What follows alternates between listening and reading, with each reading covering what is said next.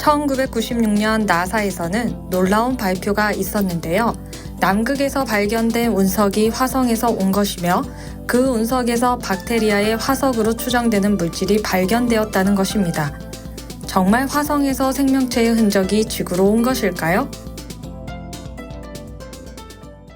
안녕하십니까? 아제너드 오 작가입니다. 안녕하세요. 아제너드 2D입니다. 오늘은 주제가 좀 심오해 보이는데요.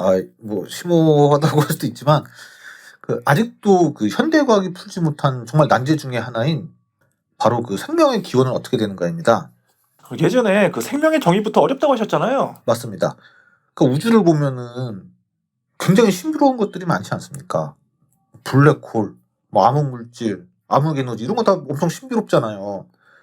근데 사실 어떻게 보면은 우주에서 정말 가장 신비로운 것이야말로 바로 우리 생명체라고도 할 수 있죠. 언제, 어디서, 어떻게 생명이 탄생했는지, 심지어 생명체란 무엇인가도 정확히 모르잖아요. 말씀 들으니 그런 것도 같은데요. 우리가 생명체라고 하는 것을 당연한 것으로 생각하지만 따지고 보면 아는 것이 전혀 없잖아요. 그러니까 지금 우리는 이 우주의 생명체가 우리뿐인지 아니면은 다른 생명체들도 존재하는지조차 모르고 있어요. 그러다 보니까 이게 과학계보다는 상상력을 마음대로 펼칠 수 있는 SF에서 이제 실컷 다뤄지는 내용들 아닙니까? 외계인이 대표적이죠. 그렇죠. 영화 에이리언 이런 거 등등. 일단 지구상의 생명체를 생각해 보면은 과연 우리는 어디서 어떻게 생겨났는지는 이제 아직도 의문이고 여러 가지 의견들이 분분하죠.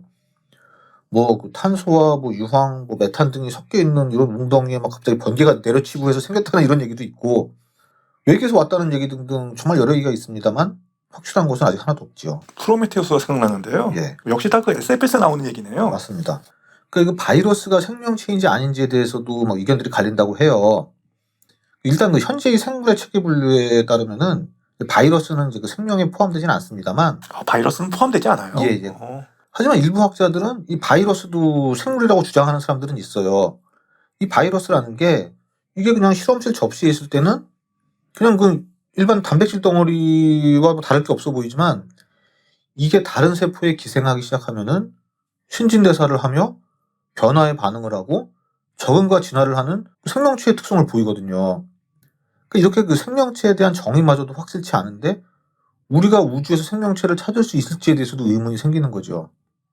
그래서 우주의 생명체를 우리가 알아보지 못할 거라는 얘기는 지난 시간에 몇 번 했었잖아요. 네, 맞습니다.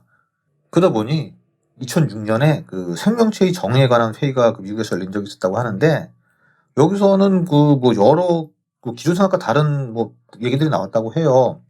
그래서 진화생물학자로 유명한 존 메이너드 스미스는 생명이란 번식과 유전 그리고 이제 변이가 가능한 존재라는 얘기를 했고 복잡성 이론가인 스튜어트 카우프먼은 촉매 중합체의 집단 조직이라고 이렇게 얘기를 하고 또 프리먼 다이슨의 주장과 비슷하게 주장하는 사람도 있었다고 해요. 에너지, 정보 자체를 생명으로 보는 이런 견해들도 있었다고 합니다. 그래서 어느 정도 의견이 모아졌나요? 그럴 리는 없죠. 이게 의견이 분분한데, 심지어 생명체는 매우 정교한 결정체일 뿐이라는 이런 환원주의자적 의견도 있어요. 우리는 그냥 무슨 아주 정교한 광물에 불과하다는 거죠. 결국 우리는 이 생명체가 무엇인지 모르고 따라서 우주의 생명체를 알아볼 능력도 없다는 것이 이 조지 메이슨 대학의 로버트 헤이즈의 견해입니다. 듣다 보니까 어떻게 보면 그 말이 맞는 것 같은데요. 생명체를 정의하지도 못하는데 우주의 생명체를 어떻게 찾을 수 있겠어요? 태아의 경우도 언제를 생명체를 보는지 논쟁이 많잖아요. 그렇습니다. 이게 35주가 되면은 이게 신생한지 아닌지 애매하죠. 그렇잖아요. 처음 착상됐을 때 이거 자체를 수정란 자체를 생명으로 볼 수 있느냐는 애매하지만 그 시점을 정하는 것도 이 태아의 경우도 어느 시점을 생명체로 보는지 이것도 논쟁이 있고 그렇잖아요. 그렇죠. 그래서 결국 이제 그걸 인위적으로 인간들이 정한다는 거는 사실 어떻게 보면 이제 굉장히 위험한 일이라고 할 수 있죠.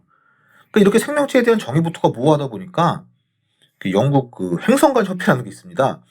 여기 리차드 테일러는 사실 생명체는 어떻게 보면 흔한 존재고 우리 태양계에만 해도 최소 10군데 이상의 곳에 생명체가 있을 거라고 이제 말을 합니다.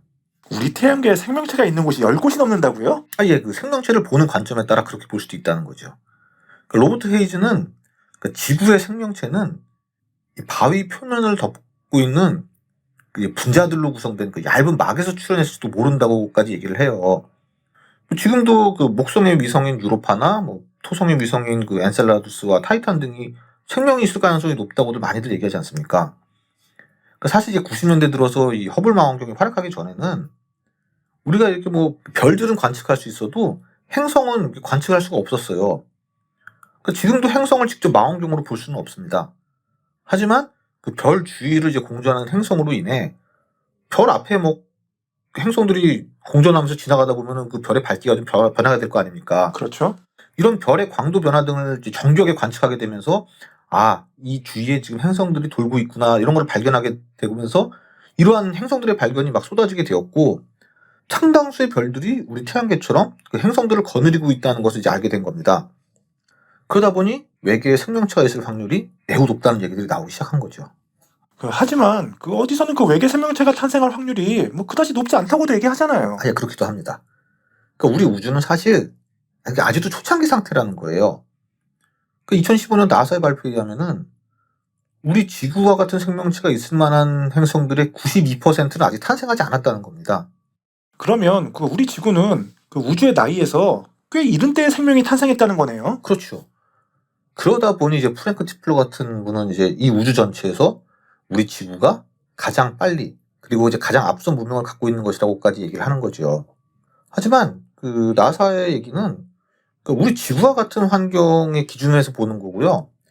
생명체가 꼭 지구 같은 곳에서만 생길 것이라는 법은 없는 거 아니겠습니까? 그 보통 생각하는 게 그 산소나 물이 있어야 그 생명체가 있기 쉬울 거라고 많이들 얘기하잖아요. 네, 맞습니다. 아까 말씀하신 그 목성과 그 토성의 위성들도 지표면 아래에 깊은 바다가 있어서 생명체가 있을 가능성이 높다고 얘기하는 거고요. 예, 맞습니다.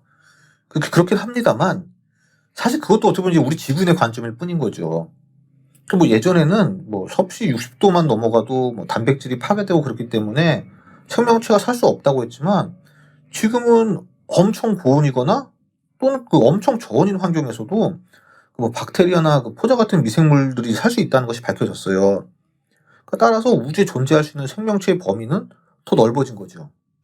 그렇다고 하면 그 우주에서의 생명체라는 것이 아주 오래전에 그 저런 형태로 존재해서 멀리 퍼지고 그게 또 우리 지구로 오고 뭐 그런 것일 가능성도 있는 거 아닌가요?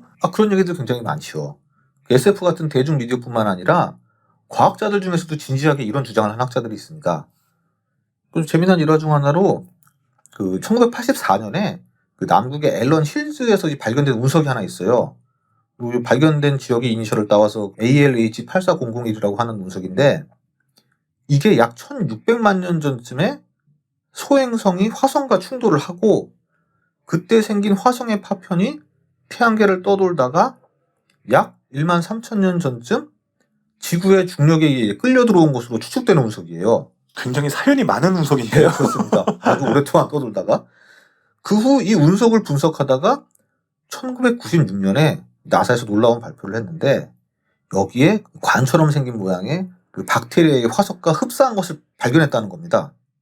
화성에서 떨어져 나온 운석에서 박테리아의 흔적을 발견했다고요? 예. 아니 근데 그게 화성에서 온 건지 어떻게 알아요? 13,000년 전에 지구에 떨어졌다면서요. 예. 그 예전에 그 바이킹 탐사선이 그 화성에 착륙해서 그 토양을 채취해서 분석한 적이 있어요. 뭐 1996년이면은 그 소저너가 가기 전이기 때문에 그때 그 바이킹 탐사선이 분석한 성분과 이 운석의 성분이 굉장히 비슷하기 때문에 그렇기 때문에 화성에서 온 것으로 보는 거죠. 지구의 성분과는 다르거든요. 이 운석의 성분이. 그래서 그 한때 그 화성에 생명체가 있다는 아니 더 나아가서 우리의 조상이 사실은 화성에서 온 것이 아닐까 하는 이런 얘기가 유행한 적이 있습니다. 진짜예요? 화성에서 온 운석이 생명체의 흔적이 있다는 게? 그러니까 사실 이게 그 100% 박테리아 화석이라고 하기는 어렵다고 해요. 그래서 이것에 대한 그 분석도 그 입장도 계속 바뀌어 왔답니다. 뭐 언제는 이게 생명체다 아니다, 뭐 이게 박테리아다 아니다 막 그랬대는데 현재는 이게 그 화성에 생명체가 있다고 단정 지을 수 있는 그런 정도까지는 아니라는 것이 대세입니다. 근데 그 저게 진짜 화성에서 온 생명체의 흔적일 가능성이 아주 없다는 건 아니잖아요. 그건 또 그렇죠. 그래서 태양계에서 아주 오래전에 생명체가 태어나고 그것이 막 여기저기로 흩어졌다는 이런 주장들도 있어요. 그 호주 출신의 물리학자 폴 데이비스도 화성에서 생명체가 먼저 탄생한 후 지구로 이동해 왔을 수 있다고 추측을 합니다. 아니 이건 진짜 무슨 영화 그 미션 투 마스나 뭐 화성은 아니지만 뭐 프로메테우스 같은 그 SF 영화에서나 나올 법한 얘기 아닙니까? 그렇긴 한데, 근데 이 주장을 그냥 그런 SF적 상상력만으로 하는 것은 아니고, 또 나름대로 근거를 제시를 해요. 일단, 화성은 그 태양계 행성 중 작은 편에 속해요. 그래서 이 태양계가 처음 형성될 때, 그 외부로부터의 충격을 덜 받을 수 있었다는 겁니다. 사실은 아시다시피 목성이 엄청 크잖아요. 그렇죠. 그래서 대부분 외에서 들어오는 이런 소행성들 같은 경우는 목성이 다 막아주잖아요. 그렇습니다. 그리고 화성의 대기 농도가 더 옅고, 그리고 그 태양의 방사선의 양이 지금보다는 더 적었던 40억 년 전 그 태양계 초기의 화성의 환경은 초기 지구보다 더 생명체가 탄생하기 좋은 환경이었다는 거예요. 그래서 폴 데이비스는 우리는 사실 화성인이라는 얘기까지 합니다. 그러면 혹시 그렇다고 해도 화성에도 생명체의 흔적이 남아있어야 되는 거 아니에요? 그렇죠. 하지만 아시다시피 아직 화성에서 그 생명체의 흔적을 이제 발견하지 못했어요. 그 물의 흔적은 찾았다고 하지만 아직도 이것도 좀 이견들이 있는 상황이에요. 2018년에는 뭐 지하에 물이 있다는 발표도 있었지만 또 최근 연구는 이것도 물이 아닌 그 화산암이라는 얘기도 있고요. 아직 뭐 우리가 그 화성의 모든 구석을 다 뒤져볼 수는 없지만 정말로 만약에 그 화성에서 어떠한 이런 뭐 박테리아 같은 생명체의 흔적이 발견되고 그것이 우리 지구의 생명체와 비슷한 부분이 발견되면 저 폴 데이비스의 말이 맞을 수도 있죠. 그럼 일론 머스크의 그 화성 탐사 계획은 고향을 찾아가는 거네요, 그럼. 어떻게 보면 그렇죠. 우리 조상을 찾으러 가는 걸 수도 있는데 스페이스 오디세이처럼. 그렇죠. 하지만 화성에서 만약에 생명체 흔적을 발견했는데 이게 또 우리 지구의 생명체와 하나도 비슷한 부분이 없다고 그렇게 보면은요. 그러면은 최소 태양계 내에서 독립된 두 개의 생명체가 각자 발생했다고 결론을 낼 수도 있는 거 아닙니까? 그렇다고 하면은 이 우주에는 꽤 많은 생명체들이 각자의 행성에서 자발적으로 탄생할 수 있다고 생각할 수도 있는 거죠. 근데 여기에 또 다른 시나리오가 있을 수 있습니다. 태양계가 아닌 태양계 바깥에서 왔을 수도 있죠. 그러니까 이렇게 지구의 생명체가 지구 밖에서 왔다는 가설을 판스페르미아설 또는 이제 배종 발달설이라고도 합니다. SF 작품들에 꽤 많이 등장하는 내용들이죠. 하지만 그거는 우리 지구의 생명체의 기원을 밝혀낼지는 몰라도 생명체 그 자체의 기원을 밝혀내는 건 아니잖아요.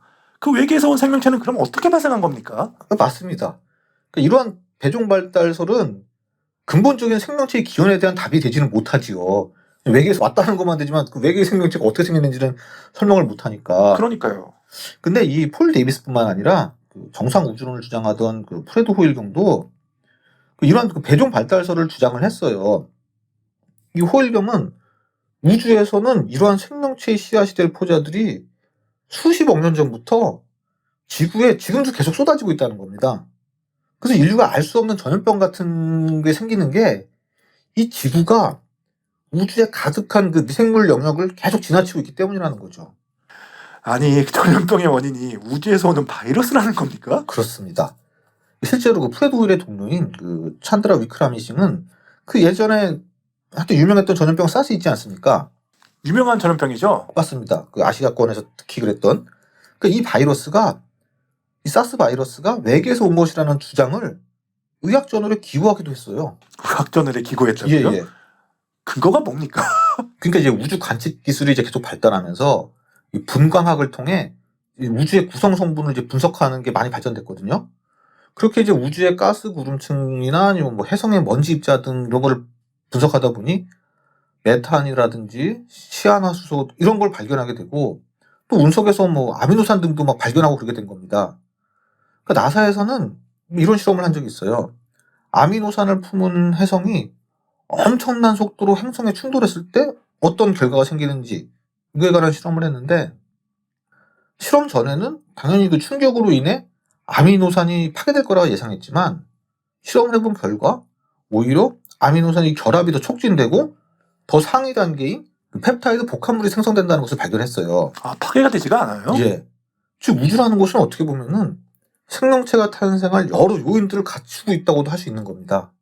이거에 따르면은 유기물들이 널려 있고 막 혹독한 환경에서도 생명체는 탄생할 수 있고 또한 운석이나 해성 이런 소행성 등을 통해 우주는 계속 생명의 커뮤니케이션이 일어나고 있다고도 할 수 있는 거죠. 저희가 소개했던 그 가이아 이론의 창시자 제임스 러브락은 아예 생명체는 우주를 구성하는 원리 중 하나며 생명체의 기원은 우주의 기원, 즉 빅뱅의 기원을 두고 있다고까지 주장을 합니다. 우주의 탄생이 바로 생명체의 탄생이라는 것이죠. 그 가이아 개념에 의하면은 그 가이아 개념이라는 게 이 지구 자체가 유기적으로 결합된 하나의 그 생명체로 보는 시각이잖아요. 그렇죠. 그 윌리엄 디트리 같은 지질학자는 만약 지구에 생명체가 없었다면 이 지구의 이산화탄소가 증가하는 것을 막을 수 없었을 것이고 지금의 금성과 같은 고온의 행성이 되었을 것이라고 이제 네이처지 논문을 게재한 적도 있습니다. 듣다 보니까 좀 내용이 어질어질한데요. 그럼 그 가이아 이론처럼 생명체와 지구와 같이 공생관계라는 얘기네요. 그렇습니다. 그리고 그 이론을 확장하면 방금 언급한 그 제임스 러브락의 말처럼 우주와 생명체는 같이 공생하는 관계이며 빅뱅은 우주의 탄생이자 생명의 기원이라는 것이죠. 물론 뭐 아직도 지구 외의 곳에서는 생명체는 발견된 적이 없고 또한 지적 생명체라는 것의 기준도 이제 논쟁의 여지가 있을 수 있겠지만 적어도 이제 우리 인류 수준의 지적 생명체가 우주에 얼마나 있을지는 아직 전혀 모르지요. 하지만 우주라는 그 자체가 살아있는 생명체라고 생각을 하면은 생명체의 기원이나 존재에 대한 의문에 대한 답이 될지도 모르지요.